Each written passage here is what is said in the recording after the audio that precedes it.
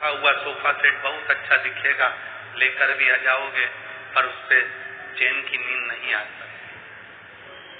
चैन की नींद अगर आएगी तो केवल पलंग पर आएगी। उसी तरह तुम संसार में कहीं पर भी भटक रहो, कहीं पर भी चले जाओ, किसी भी जगह पर जाओ, कहीं पर भी भटको, पर तुम्हें जो सुकून मिलेगा वो हमारा शास्त्र कहता है मिलता है सच्चा सुख केवल भगवान तुम्हारे चरणों। वो जो सुकून है, वो सुख जो है वो परमात्मा के चरणों में, परमात्मा के चरणों, चरण के सिवाय सुख का अनुभव नहीं।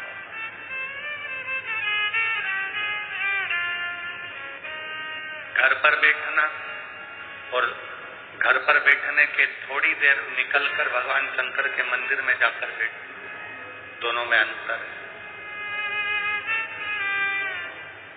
सुकून, शांति, सुख परमात्मा के चरणारविंद में शरणागति में ही मिलता है।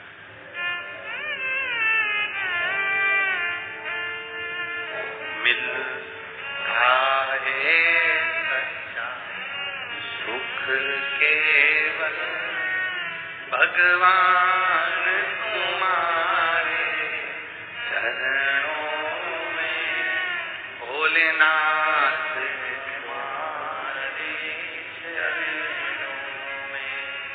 चाहे कांटों में मुझे सोना हो, चाहे दुनिया में कितना भी दुख आए, कितनी भी तकलीफ आए, कितना भी कष्ट आए, आपकी भक्ति अगर प्रबल है, आपका विश्वास अगर दृढ़ है, आप भगवान की शरणागति में अपने विश्वास को पक्का रखते हो, तो फिर आपको जंगल में भी चले जाओगे तो सुख का अनुभव होगा, और चाहे कथा में चले जाओगे तो सुख का अनुभव होगा। घर में रहोगे तो सुख का अनुभव करोगे, बाहर रहोगे तो सुख का अनुभव करोगे।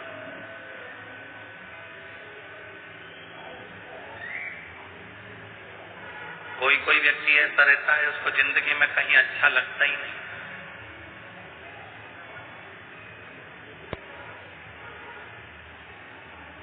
वो हमेशा जिंदगी भर रोता ही रहता है। मुझसे तो अच्छे ये किसान है, खेती करते हैं, फसल लेते हैं, आराम करते हैं। मुझसे तो अच्छा वो किराने की दुकान वाला है। कहाँ नौकरी में फंसा हूं मैं, 8-8 घंटे नौकरी देना पड़ती है, खड़े रहना पड़ता है, ड्यूटी देना पड़ती है, कहाँ मैं नौकरी में फंसा हूं। मुझसे तो अच्छा वो है। ये हमारा मन, ये हमारा चित्त कहता है कि हमें नौकरी में सुख नहीं मिल रहा, दुकान वाला कहता है दुकान में सुख नहीं मिल रहा, किसान कहता है मुझे फसल में सुख नहीं मिल रहा, कोई राजा कहता है मुझे राजघराने में सुख नहीं मिल रहा। ये अपनी सोच है, अपनी दृष्टि, अपना विचार। कभी अपने भीतर ये प्रश्न मत लेकर आना कि मुझे मेरी ड्यूटी अच्छी नहीं लगती, 8-8 घंटे पड़े रहना पड़ता है, खड़े रहना पड़ता है, नौकरी करना पड़ती है, मेरे को मेरी दुकान नहीं भाती, किराने की दुकान पर दिन भर बैठे रहना पड़ता, कहीं जा पाते ना आ पाते, नौकरी में, सर्विस में, व्यापार में, व्यवसाय में, कहीं मेडिकल खोलकर बैठ गए, कहीं ये दुकान खोलकर बैठ गए, दिन भर रहना पड़ता है, कहीं जा नहीं सकते, आ नहीं सकते। ना ना ना ना, शिव महापुराण की कथा कहती है बाबा को धन्यवाद देना कि तूने चाहे नौकरी दी, तूने चाहे दुकान दी, तूने चाहे फसल दी, तेरी दी हुई है, इसलिए मैं स्वीकार करूंगा और अपनी जिंदगी को श्रेष्ठता से। उसमें मुझे कोई दोष नहीं है, उसमें मुझे कोई तकलीफ नहीं है, उसमें मुझे कोई परेशानी नहीं है। ये तेरा दिया हुआ है और तेरा ही दिया मैंने खाया पिया है, तेरा शुक्रिया है, तेरा शुक्रिया है। मुझे भोले बाबा ने बहुत दे दिया है, तेरा शुक्रिया है, तेरा शुक्रिया। ये जायदाद दी है औलाद दी है, ये जायदाद दी है औलाद दी है।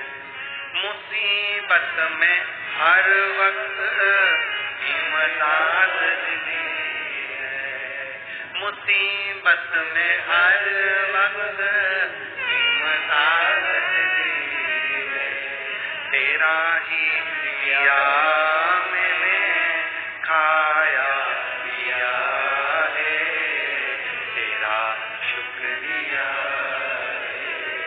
तेरा शुक्रिया। जब परमात्मा के नजदीक जाओ, जब परमात्मा के करीब जाओ, इतने छोटे बनकर जाना कि जिंदगी का सारा सुख तुम्हें प्राप्त हो जाए। जो छोटा होता है उसी को भगवान खूब प्रदान कर देता है, खूब दे देता है, क्योंकि छोटा बनकर आया। एक कथा श्रीमद् भागवत में आती है, आप लोगों ने सुना होगा। एक कथा टीवी श्रीमद् भागवत में आती है, आप लोगों ने श्रवण किया होगा। श्री वामन भगवान